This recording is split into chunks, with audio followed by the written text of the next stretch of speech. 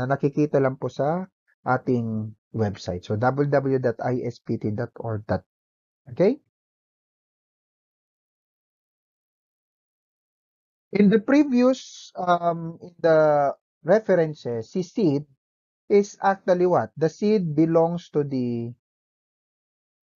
okay, the seed belongs to the miscellaneous antigen. Okay? So the seed belongs to the miscellaneous antigen, but this is already a new blood group. Okay? This is found in ISBT. This is your new blood group, ISBT 038. Okay? So this is ISBT 038. Okay? And the soluble form of this, that is your, okay? The soluble form, the seed antigen, that is your Tam Horsfall protein. Okay?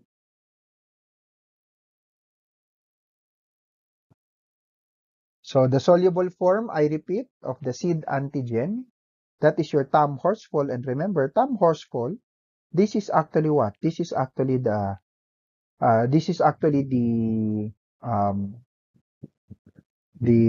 protein component, the matrix of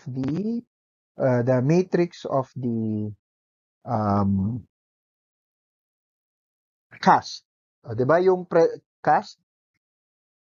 Okay, so the cast, the also referred to as your uromodulin. Okay, so the cast is also referred as your uromodulin.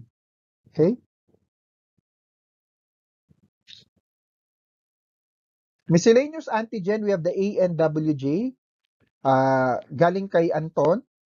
And ano ang kailangan tandaan dito sa ANWJ antigen? This is a receptor for Haemophilus influenzae. So the receptor for Haemophilus influenzae, for the Haemophilus influenzae to enter the red cell, kailangan po nito ng receptor. And the receptor of this is the ANWJ antigen. Okay? Other miscellaneous antigen, we have here the HLA associated to the blood groups. We have the Bennett-Goodspeed. Okay? So we have the Bennett-Goodspeed HLA.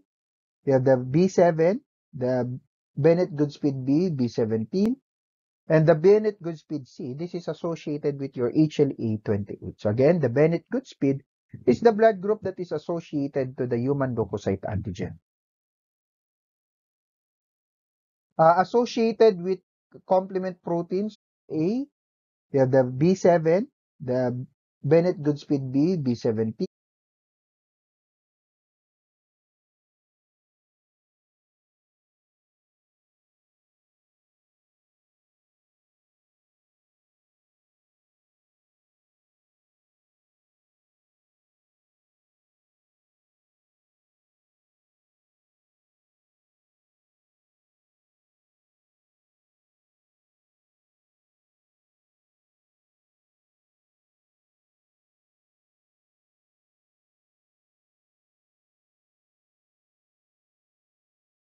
Kailangan po nito ng receptor, and the receptor of this is the ANWJ antigen.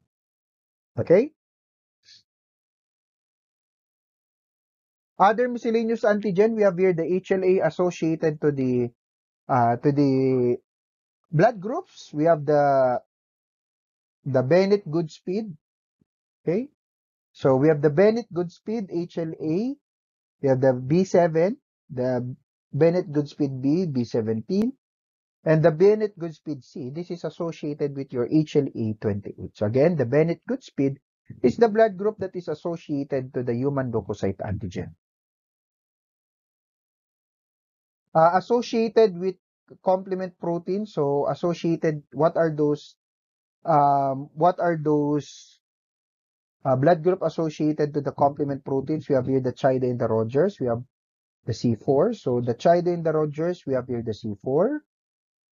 We have the Cromer associated with the decay accelerating factor. And NOPS, the NOPS associated with complement receptor 1s. And may bago po, we have the CD59. This is actually a new blood group. Okay? Part of ano tawag dito, considered as one of the new blood group, the CD59. Ito naman ang associated sa MIRL, membrane inhibitor of reactive lysis. Okay? And lastly, sa other blood groups, you have the high titer, low avidity. They exhibit high reactivity at high